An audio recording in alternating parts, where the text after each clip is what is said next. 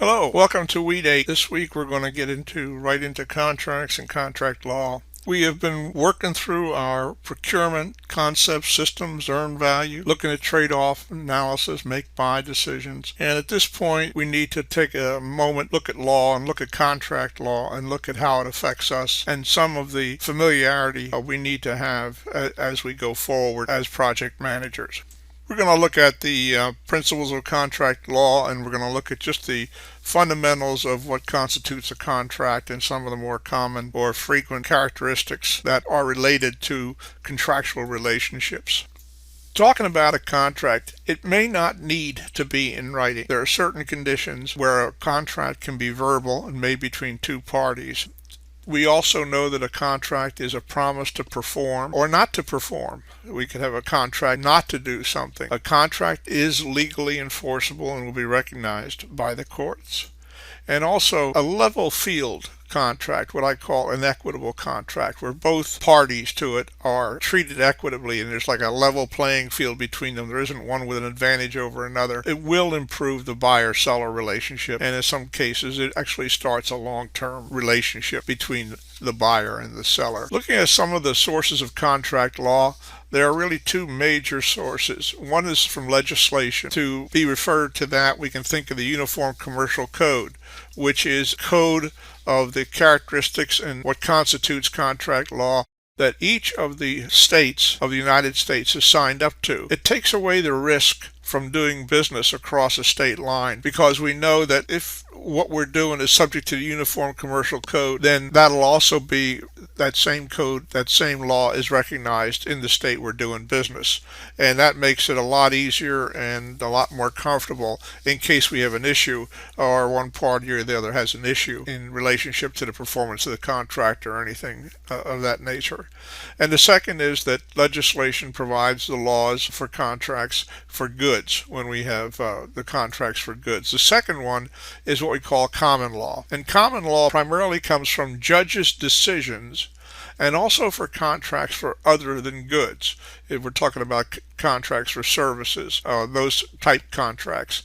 And then so these are the two areas, legislation and common law. Let's look at two different types of contract. One is a promise for a promise. In other words, if Chuck makes a promise to Cindy, and Cindy, because of that, makes a promise to Chuck, that is called a bilateral contract. You're doing a promise for a promise. Now, a unilateral contract is a promise made to motivate action.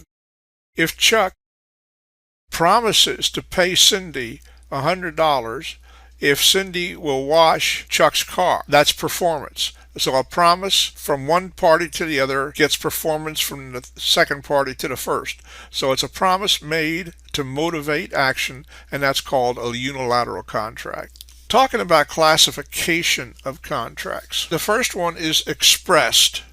And express means that the terms have been discussed. Express is basically the most common form of contracts we see. The terms are discussed. There's discussions, negotiations. Contract is documented and both parties sign the contract. The second classification is implied in fact. And that means that conduct rather than discussion, rather than negotiating, rather than the express classified where the terms are discussed. Conduct rather than discussion is an implied in fact contract would be like going into a store and you see the goods on the shelves or on the floor marked at a certain price. You pick up one of the goods, you want it, you take it over to the counter, and you know that there's a contract in fact. You can't take that unless you pay the price that's marked on there, and you pay the salesperson, and then you have both executed that contract that's completed. Now you can leave with whatever it was that you just bought and paid for, implied in fact. The third classification we want to speak about is implied in law, and this is an interesting situation. This is one party that's unduly enriched at the expense of another. An example here would be that I make a contract with a car dealership to buy a car for $20,000. We sign a paper, we sign an agreement, we basically sign a contract that I will pay $20,000 to possess, have legal title to the car. Now, in the course of my payment, I happen to send in $10,000 and then I send in 3 checks for $5,000. So what I've actually done is I've paid $25,000 for the car. However, I have an agreement with the seller that I buy that car for $20,000. But now the seller doesn't want to return that extra $5,000. They say, well, you paid it. You paid us. You gave it to us, so it's ours. The courts would say that this is an implied in law situation where one party has been unduly enriched at the expense of the other. The contract is for $20,000, so the courts would force the seller to pay back that extra $5,000. So this is one party cannot be unduly enriched at the expense of another one. When we look at enforcement, contract enforcement, it's considered to be enforceable, which means the court will uphold the validity of the contract. Unenforceable means that a party has a justifiable reason for non-compliance. This would be that one party has some reason, maybe they're physically unable to what they said they were going to do. There was an agreement to pay somebody $20,000 to hike 15 miles, 20 miles, and one party broke their leg. So they have a justifiable reason for non-compliance. So that contract would be unenforceable by the courts. A contract is considered valid if all the essential requirements of a contract are in place, and then that would be considered a valid contract. A contract is considered void by the courts if it lacks validity, it's not valid, and it lacks enforceability. And you see those bullets above. Enforceable, the court will uphold the validity, and a valid contract means that the contract has all the essential requirements present. And we're going to talk in a couple of slides what those essential requirements are. And a contract is considered voidable if either party has the right to withdraw. For instance, quite often we have seen procurements where you buy something in your home, you sign a contract, and there's a rescission agreement in there. You have the right to withdraw within 24 hours or 48 hours. You can call up and say, I don't want to do this, I'm canceling it, I don't want the contract, and it's voidable. So the party has a right to withdraw. That's a voidable contract. When we talk about performance, it's interesting. I had this really all wrong in my head. To me, executed contract was to mean that both parties had signed the contract. I am very wrong. An executed contract means that the promises have been performed. The contract, both parties have done whatever they said they were going to do, and fundamentally, the contract has been completed. The promises have been performed. An executory contract means that the promises have not yet been performed. So that means that, okay, we have agreed on a contract, we've both signed the contract, we're that far, but we haven't both done what we said we were going to do for the contract to be considered executed. Before that point, it's considered executory contract. Talking about breach of contract, because this is something that a lot of us hear about and talk about, and a breach of contract fundamentally means that one party or both does not perform. They don't do what they've agreed to do as documented by the contract. In that case, when there is a breach, there are remedies. There are things that we can do to mitigate the damage to the party that's been damaged by the breach. We can have a form of negotiated settlement. We can go to arbitration. We hear about these type situations all the time on the news. There can be a damage award. The courts can find that the party that breached the contract actually created some form of damage to the other party, and so the courts award a damage award. There could be specific performance required. The court can order that the party in breach has to do a certain specific performance. And then we have rescission. The remedy might be rescission means that, well, if that one party didn't do what they said they were going to do, then the other party can get out. They just walk away and it's over and be done. And there's also restitution. If the party did not cause the breach, was damaged, then again we have similar to a damage award, but it's restitution. You're made whole. You're made well. Now we want to get to the really important part. There are 5 elements that constitute a contract, and all 5 of these elements must be there or there is no contract. Number 1, there has to be an offer. An offer makes an offer to an offeree. There has to be an offer. Second, there has to be acceptance of that offer by the offeree.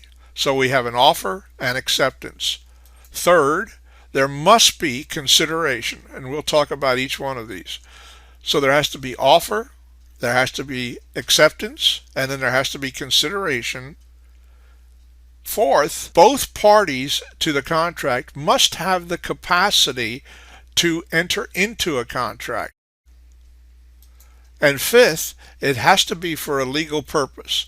A contract for an illegal purpose is not a contract, and a court will not recognize it. So these are the 5 characteristics and elements, fundamental elements. Each one has to be in place for a contract to be enforced. An offer, acceptance, consideration. The parties have to have the capacity to enter into a contract, and it has to be for a legal purpose. So let's look at the offer. An offer is an intent or a commitment to do something. An offer is made. It must be in definite terms, very specific. It can be a termination to the offer. In other words, I'm making this offer to you, but if you don't accept it in 24 hours, I will withdraw it. And then for acceptance of the offer, it could be a promise. In other words, we have that bilateral type contract, promise for a promise. Acceptance could be that unilateral type contract where we have performance for a promise. And then we have the mirror image rule. And this is an interesting rule which most of us are not familiar with, and we don't realize that we have this powerful tool at our side in any situation where we enter into a contract. The mirror image rule is this. If an offer is made, like a written contract is placed before you, and you accept it and sign it, that is said to be a mirror image. In other words, you have accepted the offer as it is. However, we have the freedom, the authority, the power to change that. And if we change it, for instance, if I am reading a sales agreement contract to buy a car, and I read some really onerous things in there, and we've all seen that, and we've all been frustrated, thinking, oh my gosh, we got to sign this, we got to take this, or we got to suffer with it. No, you don't. What you can do is you just cross that out, initial it, and write in what you want. Perfectly legal. And what that is it's considered as now a counter offer. So the mirror image rule applies here, and what it says is you have not accepted the offer as it was given. You have made a change, you've made an adjustment, you've made some modification to it, so now you have made a counter offer. Now it's back to the offer to accept that or to counter back to you, and that is the essence of the mirror image rule, and the freedom and the capability that we have in these type of agreements where we see somebody hand us a contract to sell us something or make payments or whatever, and we see certain terms and conditions in there that are very, very onerous and we really don't like. Well, you can cross them out and initial them. You don't have to write anything in there. Just put a line through it, initial it. Line through it, initial it. Line through it, initial it. And you have just made a counter offer, which is that same original offer less the areas that you have struck out. Now it's up to the offer whether or not they want to accept that or whether they want to negotiate back with you or what they want to do. But at least now at this point it's subject to whatever was in there because you crossed it out. We talk about silence as being acceptance. Silence is not considered acceptance. For instance, if an offer is made and there's no response from the offeree, that's silence. That cannot be considered acceptance. So silence is not acceptance. However, you see an equal signs there. There is certain special conditions where silence is considered acceptance and accepted by the courts. For instance, these book contracts or movie contracts that where they're going to send you 5 DVDs for $5, and then once a month they're going to send you a newly released DVD, and they're going to do that every month unless you reject it, unless you say no, you don't want to receive it. In that case, if you don't send them that rejection, then silence is considered acceptance. And if you let those mailings come to you, those products delivered to you, then you have accepted that, and that's part of the contract, and you need to pay for it. The next 2 items, deposited acceptance and mailbox rule, are pretty much the same thing. They're almost interchangeably used. Deposited acceptance means that if you have papers that you've taken with you or been mailed to you or faxed to you or whatever, and you sign them, and basically you've signed a contract, you've accepted a contract. It is considered accepted when you either deposit that in a mailbox to be sent back to the offer, or if you take it to UPS or FedEx or something like that, and once you give it to them to be shipped back to the offer, that's acceptance, and at that point acceptance is legal, and there is a binding contract at that point. Talking about termination. Termination is to basically terminate the contract. Often we have termination provisions within a contract. We have termination provisions for fault, for no fault, at the customer's discretion, at whoever's discretion. There's also termination might be a lapse of time. We might have a contract that's good for 2 years or for 1 year or for 6 months.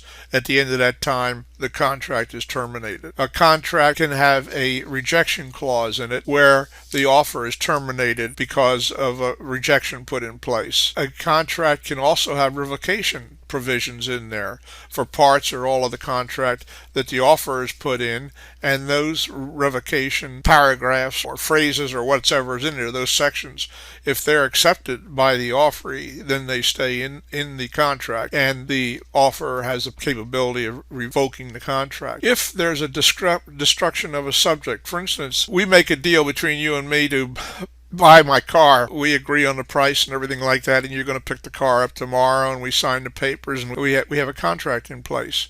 However, tonight the car is sitting on the curb and a truck crashes into it and fundamentally destroys the car, or really destroys most of it.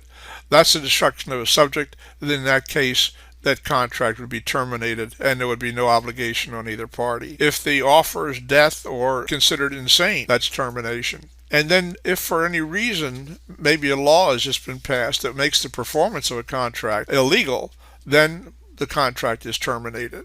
Now we're getting to this point on consideration. And in consideration is a receipt of a legal benefit. For instance, if you pay me so many dollars, I give you title to my car. It's a legal benefit. It also could be the suffering of legal detriment. You've hurt my feelings. If you pay me $1.25, I'm not going to sue you. It can be bargained for. Consideration can be bargained for. If we sit down and we sort of haggle or negotiate over price and services and all that, then that's considered consideration. An agreement not to sue can also be considered a consideration. I loaned you $10,000, you've paid back $8,000, charged you interest on it, you've paid the interest. If you'll pay the final dollars, then we won't sue. If there's a pre-existing obligation, that cannot be consideration. If you are already obligated to do something in a contract, for instance, you have a contract with a construction firm to remodel your kitchen for $10,000. And halfway through, the contracting firm comes to you and says they need an extra $5,000 to do the job. And you agree, and so they go on and do the job. When they're done with the job, you pay them what you originally had agreed to, but you don't pay them the extra $5,000. They cannot consider that as a contract or an contractual obligation, because they had already a pre-existing obligation to do the remodeling of your kitchen. So they cannot change that price and raise it without consideration. There was no additional consideration for the $5,000. Had they said, we are going to remodel your house, but now or your kitchen, but we need to get in and change the walls and do this and do that, things that were not in the original agreement. We find that the walls won't hold the shelves, or we need to put a doorway in or something like this, and that's going to cost an extra $5,000. That is not a pre-existing obligation, and therefore that is legal consideration. Consideration is considered unnecessary when we talk about the sale of goods or a firm offer or an option, because that's already part of a contract. Sale of goods is that type of contract where we have considered that the contract is for performance. It's a stated in fact type contract. And then if there's a firm offer, the consideration is not necessary. Promissory estoppel is a very interesting concept. Promissory estoppel, and my code word here, think pension plan, is the following: that if you go to work for a company that's got a pension plan, they promise that if you work there for 10, 15 years, then you're going to be eligible for a pension, and you're going to have a pension for the rest of your life. You get past 15 years, 16, 17 years, and all of a sudden they want to cancel the pension plan. You want to retire and get your pension. They cannot do that. That's promissory estoppel. They are stopped by the courts from not fulfilling their obligation. You have already fulfilled your obligation, and they have yet to do their performance, which is to pay you that pension. They cannot now not do that. They cannot now say, no, there's no more pension, we're canceling the pension plan. You fulfilled your obligations, they have to pay. That's promissory estoppel. Talking about capacity to enter into a contract, minors do not have the capacity, and minors are considered less than 18 years old, under 18. Anything that they do sign is voidable and can be disaffirmed. There are situations where we call them necessaries. In other words, somebody might be taking care of a minor and enters into a contract to make sure that a minor receives food and sustenance or shelter. There is no contract with the minor. The contract would be with the person that entered into that agreement for that provision, for that capability. Intoxicated persons cannot enter into a contract. They are considered not to have capacity to enter into a contract. Mentally incompetent individuals also are considered not able, they do not have the capacity to enter into a contract.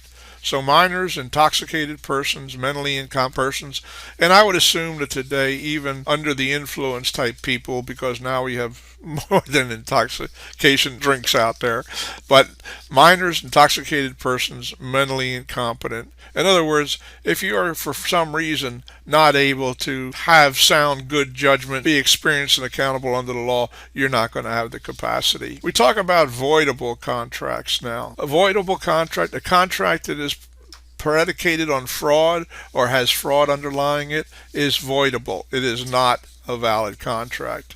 If there is misrepresentation, where something has been totally misrepresented, this car only has 10,000 miles on it, and yet you find out that it's got 50,000 on it.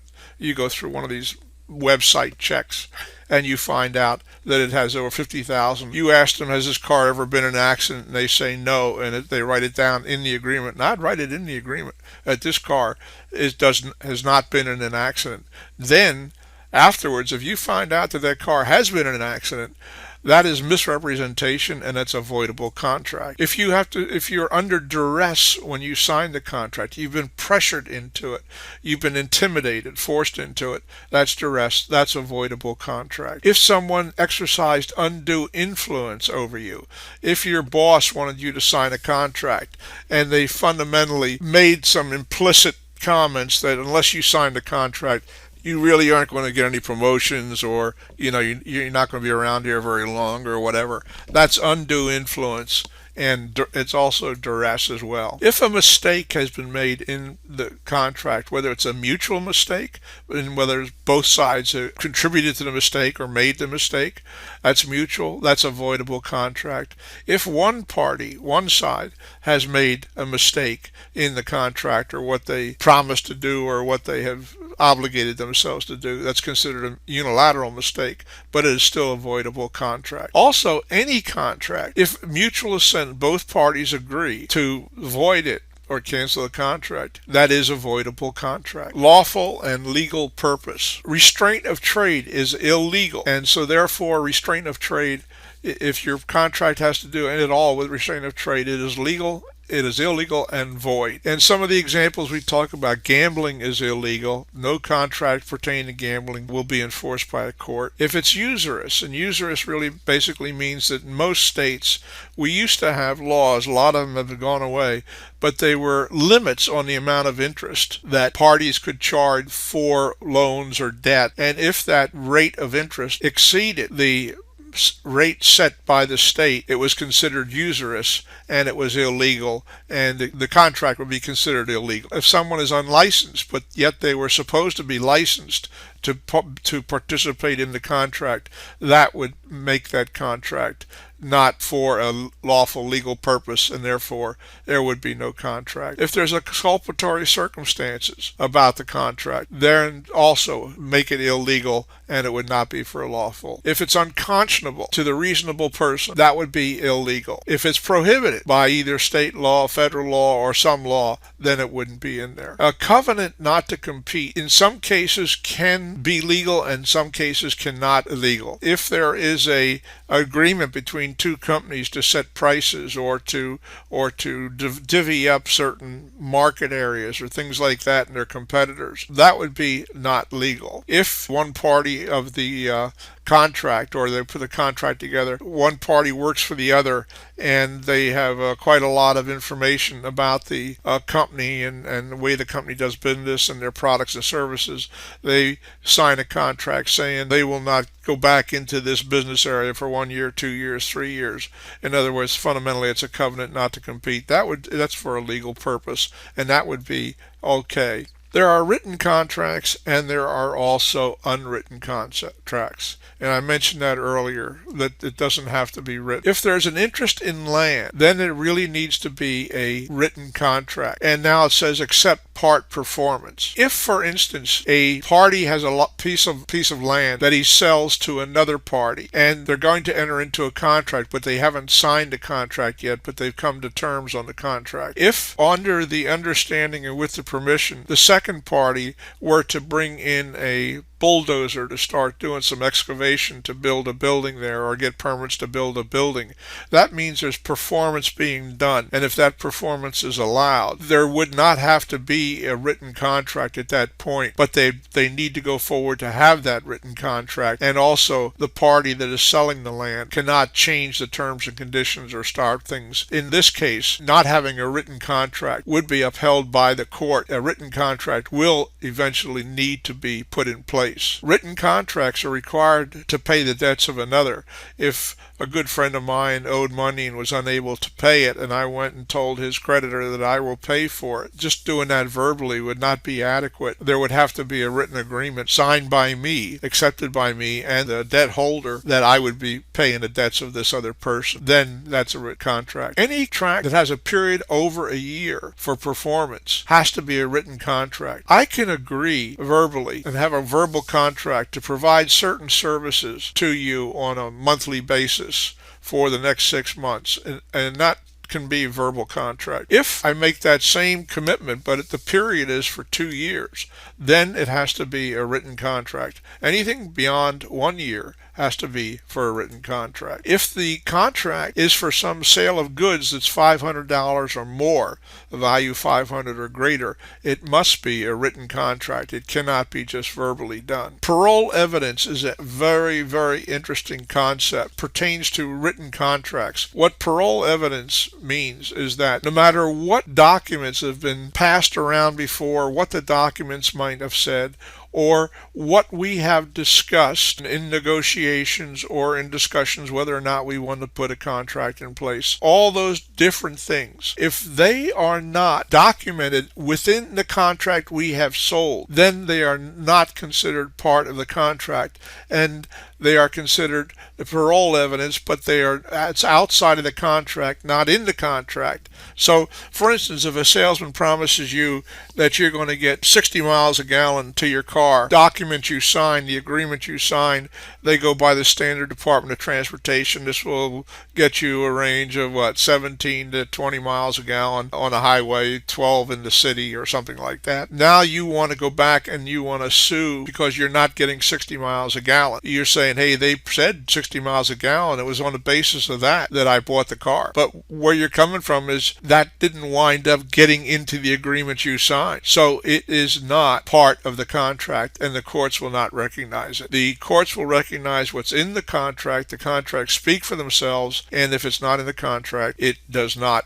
count. Some other contract issues that we can talk about is that when we're talking about the interpretation of a contract, how it's written, the wording that's being used, the interpretation is usually interpreted to be in the trade usage of the type of the people that are entering into the contract. It would have to do with the fact that what's the common terms used in whatever that transaction or that kind of contractual relationship is. That's how the contract would be interpreted. The contract would be interpreted according to delivery. Whatever that was delivered, did that really comply with the terms and conditions that are in the contract? Also, interpretation. If there's a ambiguous part and there's some interpretation of how the contract is written, what it really means in a certain area, the courts will always hold the responsibility of that interpretation back against whoever wrote the contract. So if somebody has a contract or a contractual form and they give it to you and you're supposed to sign it, and later on there's an issue and you're reading the section on that issue and you don't quite understand, it could be interpreted different ways, and you interpret it to your favor and they say no, it's got to be the other way, the courts will hold it against them, and how you interpret it will most likely be allowed. Assignment of a contract. It might be between two parties. Say one of the parties is a company, and during the course of the contract, another company buys them. In that case, assignment, the transfer of rights to that contract, acquiring company would have the rights of that contract assigned to them. However, if in the case of a contract, you had a contract to deliver something to a company in Chicago and they were bought by a company in Florida, you had an obligation in that contract to deliver things to the Chicago location, and now the company in Florida that bought them says, well, we want you to ship that stuff to us in Florida now because we have had the contract assigned to us. The courts would say, no, the only obligation you have is to send it to Chicago. If they want it down in Florida, that's their problem. They got to get it from Chicago to Florida. Your obligation is to send those deliveries to Chicago. Also, when there is assignment of rights to a contract, there has to be notice given. You must be notified of that. And quite frankly, if you've purchased a house and had a mortgage on it or things like that, occasionally you would get a notice from the companies that they were either selling your mortgage or somebody else was taking rights to it, or the name of the company was changing or something like that. They have to give you notice of the assignment of the transfer of rights. Also, when there's third-party beneficiaries that are intended in the contract, those beneficiaries are protected by the courts. And as long as they're listed and named in the contract, like an insurance policy, they are intended third-party beneficiaries, and that will be supported by the courts. Let's look at levels of performance now. A contract is said to be complete when everything that both parties have committed to in the contract has been accomplished. Then the performance level is considered complete. The next lower level is considered substantial. That would be if one party has produced most all of the obligations that they were supposed to do and the other party has done everything, then that would be considered substantial. That doesn't relieve the one party of finishing it up, but it is substantial performance. It's almost complete, and they have provided enough that the first party can go forward with what has been provided already. Material breach is when it's less than substantial performance. Then there's a material breach. One party has really not done a sufficient, substantial, acceptable level of performance. Now they've damaged the other party. There's a material breach there, and that is when we start having issues of either cure, make the other party well, or it winds up in a courtroom. Talking about contract discharge. If it's said to be discharged, one or both parties are released from the obligation. So that's discharge. They're discharged. If a contract is determined that there's an impossibility to performing it, if during the course of trying to perform a contract we realize that we've got to rewrite the laws of physics, or we got to do something and neutralize gravity, that's impossible to do. And so you'd be relieved from the contract. You'd be relieved from the obligation to perform on that contract. If there's a commercial impracticability to it, if for some reason that you anticipated costing you $100 to do something, and all of a sudden business practices and things change, other entities get involved, and now all of a sudden it's commercially impractical for you to be able to do that, then that's a reason for a contract contract discharge. Some of the relationship trends going forward in contracts is we're finding out there's a lot of business-to-business contracts. We see that all the time. We see joint ventures. We see contracts between government entities and commercial businesses. We also see a lot of contracts, more so today, business to employees, where you have an employment contract or you have contract going forward. You might decide to leave a firm as an employee, and yet the firm really needs your expertise, and so they enter into a contract with you for like on a retainer, or that you will provide support to them even though you're doing something else. And then there's also a lot of contractual relationships, business to consumers. You can use the buying a car situation. You could have a contractor, which is considered a business, building homes and selling them to consumers. These are the trends too. So you have these three different relationships: business to employees, business to consumers. And then also there is a lot more importance being put on ethics in the business relationships under contracts, and I think that's a very, very good thing. Some things for food for thought for you as you go forward this week. Think about a business decision that has been made. Has that actually formed into a contract? Are there terms to that? How can you tell when a contract with the customer exists? What are the things that you know that you can realize that you have a contractual relationship with a customer? There's a customer existing. So the question, is there a contract? And if so, what are the terms? How can you tell? If there's conflicting language in an order form, in your purchase order, on the back of the purchase order, and the sales confirmation, which language controls? Believe I mentioned earlier in different presentation where we'd go into a contract and put a contractual relationship together between a subcontractor and ourselves, and we'd sit down, negotiate, we'd have proposals come in, competitive proposals, bids, we'd go through fact-finding, negotiations, we would come to an agreement, sign a contract in place. Once we had a contract in place, since it was in our supply chain, a vendor or subcontractor is considered part of the supply chain, what would happen is we'd have a contract, but purchasing would then issue a purchase order number, and on the back of the purchase order there's just standard T's and C's, which would go out with the contract, but the T's and C's would be conflicting with the terminology and the terms and conditions in the contract. Now what happens? What really binds? What contract is really in place? Or when is a contract considered to be fully performed? That concludes this week's discussion. We'll be going forward now to the next week, and I look forward to working with you again, and you have a great day.